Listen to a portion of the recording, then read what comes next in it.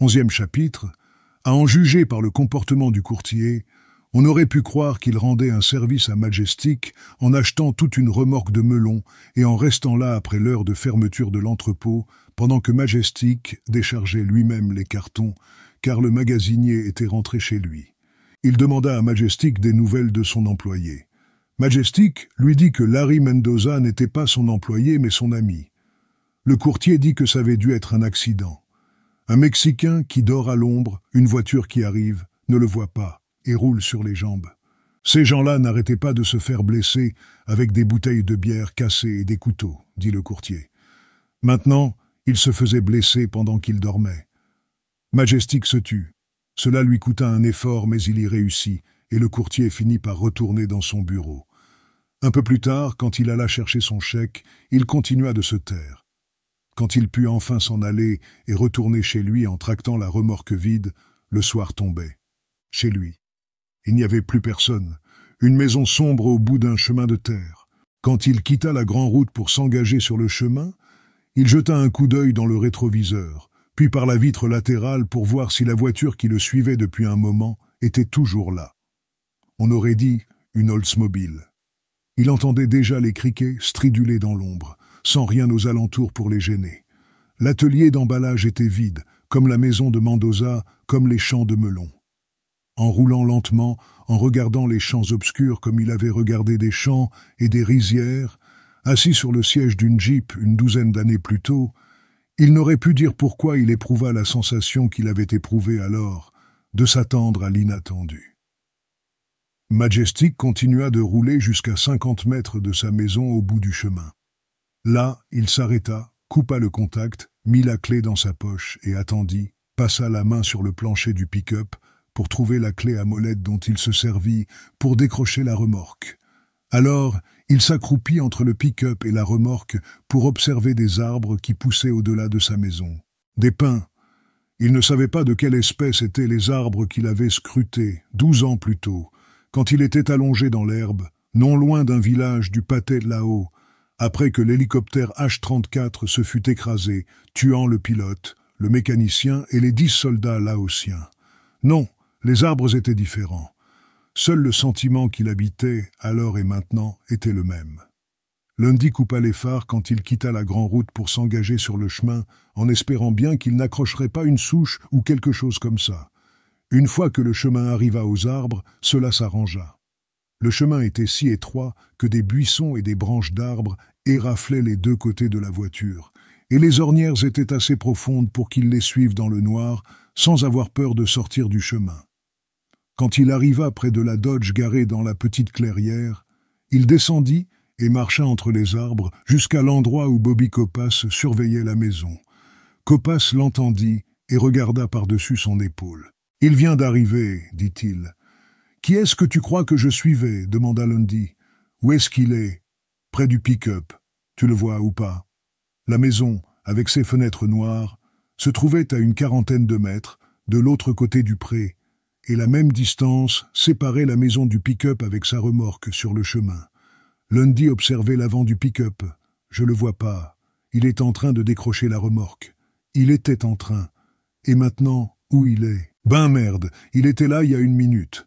Est-ce qu'il est allé dans la maison ? Je l'aurais vu. » Lundy regarda autour de lui. Il commençait à ressentir une impression désagréable. « Où sont les autres ?» dit-il. Copas montra avec son pouce, là-bas, dans les arbres, pour surveiller l'arrière et le côté de la maison. « Un peu plus tard, dit Lundy, on fera venir d'autres gars.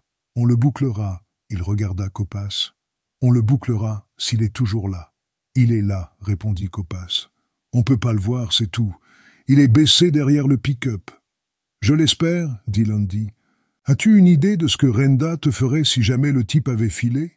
Il rampa entre les rangées de melons jusqu'à la rigole d'irrigation, et là, encore une fois, en sentant la terre humide près de son visage, il ressentit la même chose que 12 ans plus tôt. Cette fois, c'était plus facile, car il ne portait pas le M15 et le sac de grenades. Encore que ça ne l'ennuierait pas d'avoir le M15 maintenant, ou le Marlin 30-30 dans la maison, ou bien le Remington calibre 12. Le mieux serait le fusil de chasse, la nuit, à courte distance. Il avait pensé au fusil quand il avait eu l'intention d'aller voir s'ils étaient dans la maison et décidé de ne pas le faire. Il serait obligé de s'exposer et donc trop vulnérable. Il valait mieux commencer par reconnaître les alentours et ne s'approcher de la maison qu'une fois la nuit vraiment tombée. Il atteignit le bout de la rigole d'irrigation et ressortit derrière le logement de la pompe. De là, bien à l'abri dans l'ombre, il put marcher jusqu'aux arbres.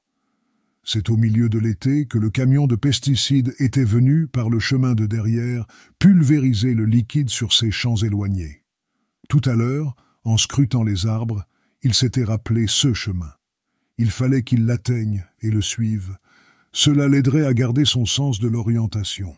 Il se rappela aussi la clairière et s'en approcha en traversant les arbres et les buissons épais, tout comme il s'était approché du village en sentant l'odeur de la fumée de feu de bois. 100 mètres avant d'y arriver.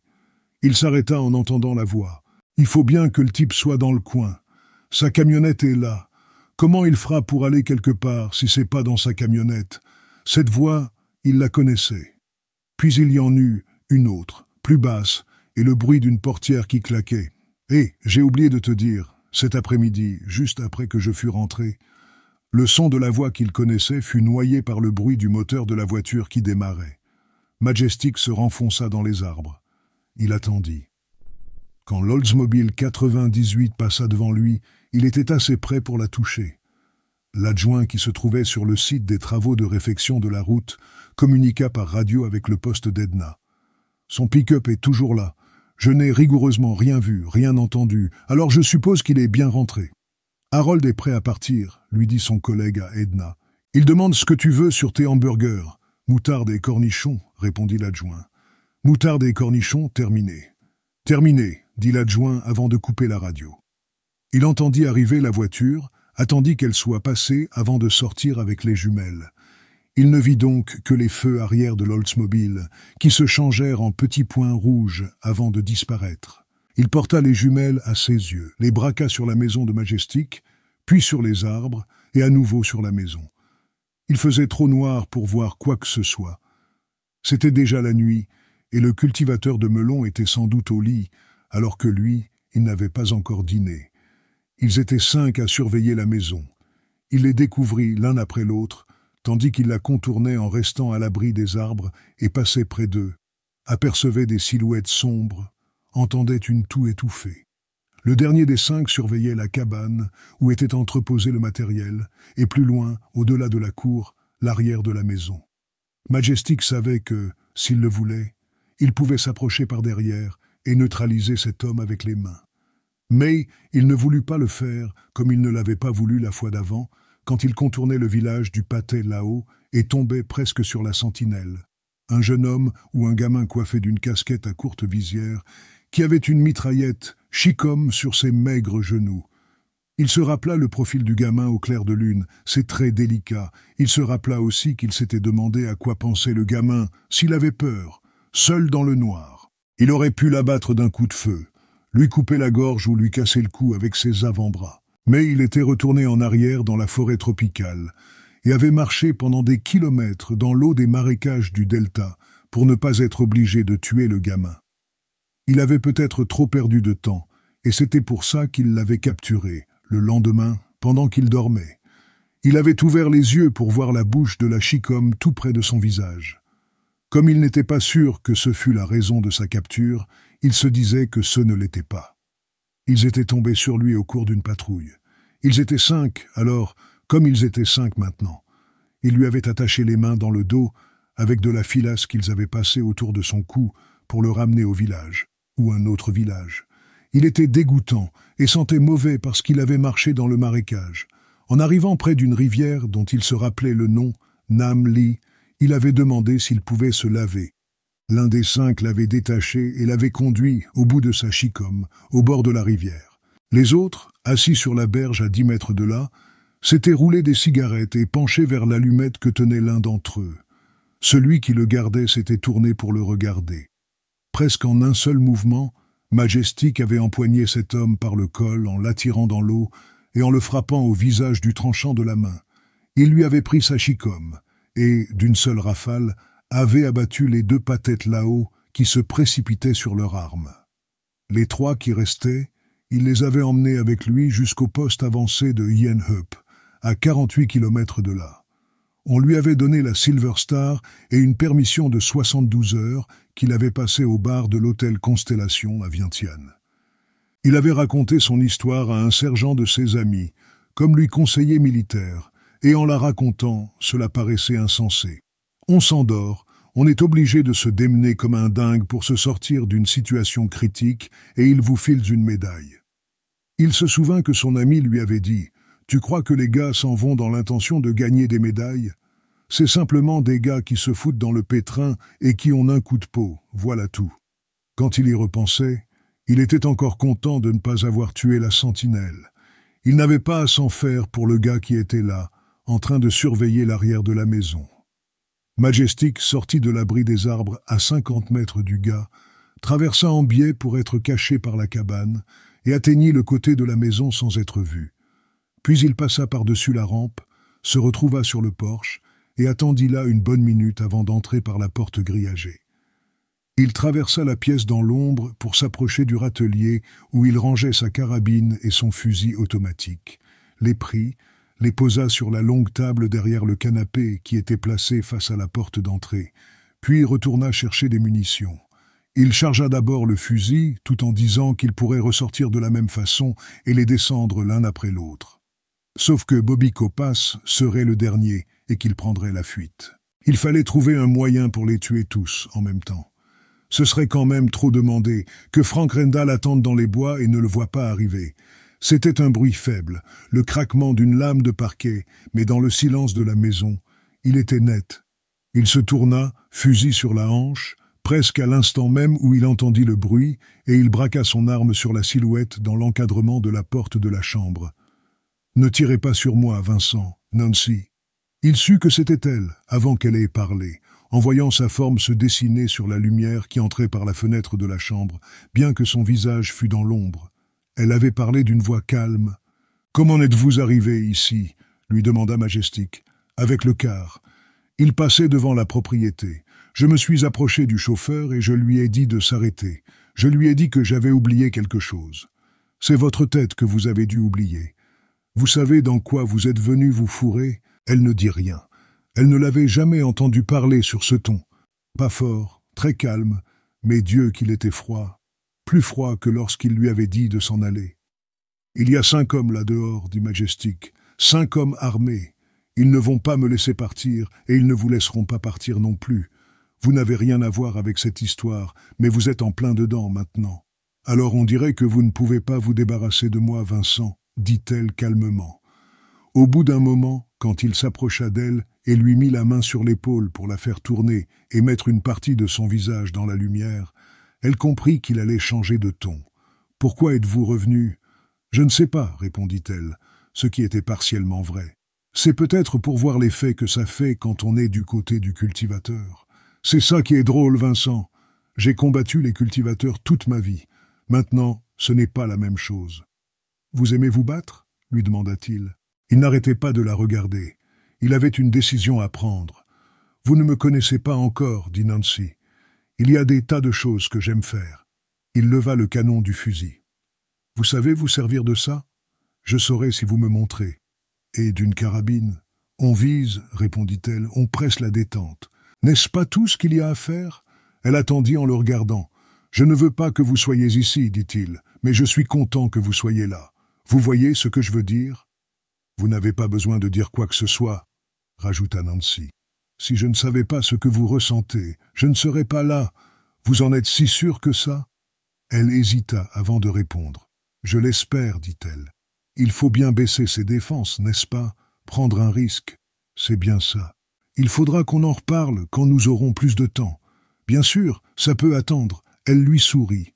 Elle avait maintenant encore plus d'assurance. « Je vais sortir, dit-il, et rapprocher le pick-up de la maison, au cas où il leur viendrait à l'idée d'arracher quelques fils.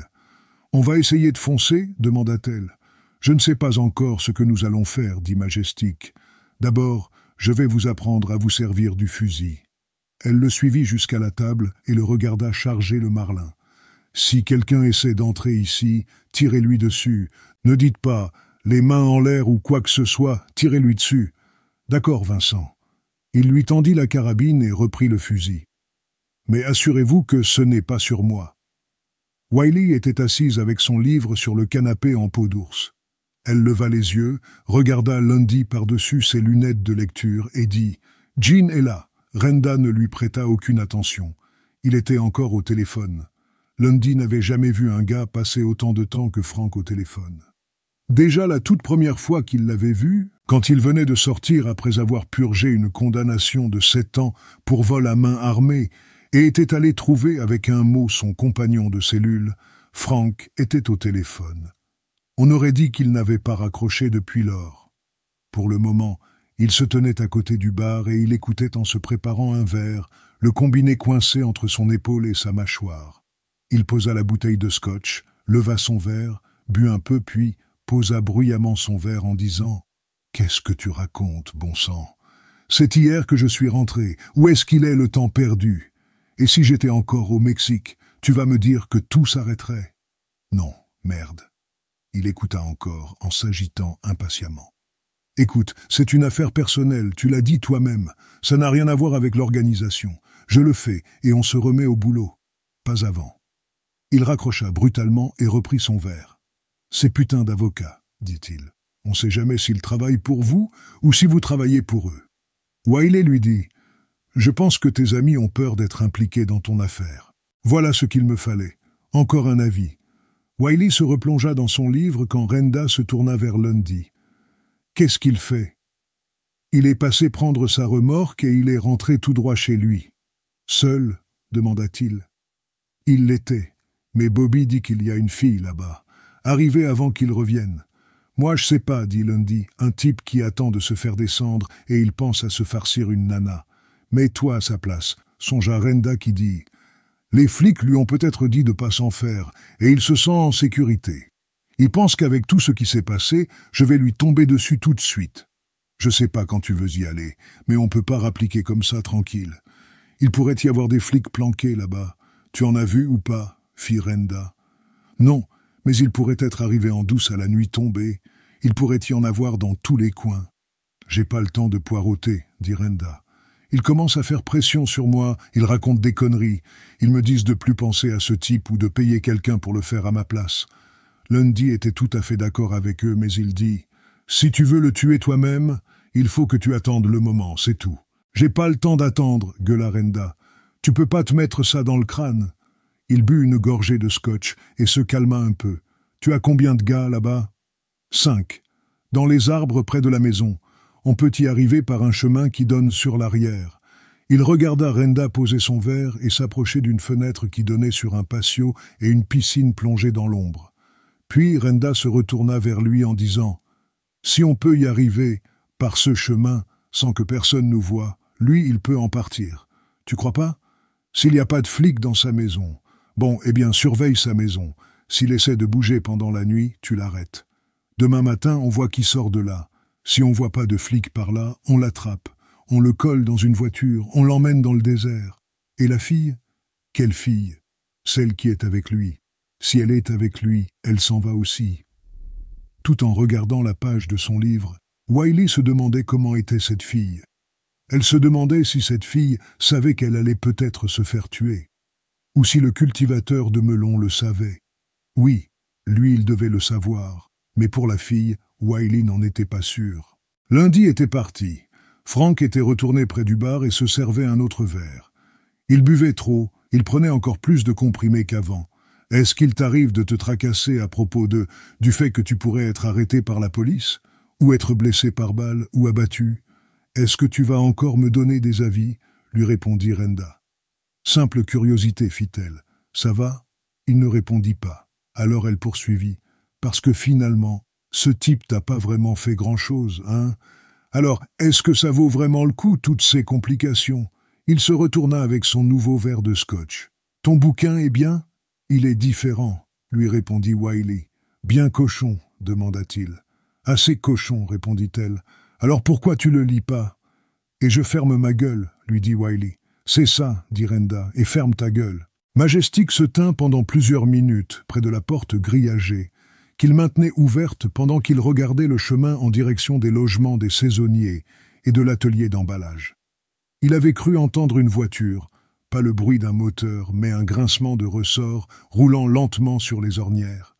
Maintenant, il n'entendait que les criquets.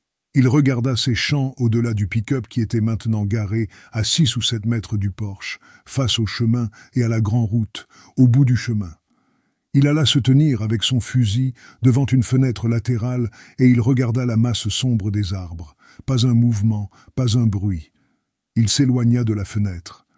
De la porte de la chambre, il voyait le profil de la fille à la fenêtre et le canon du Marlin.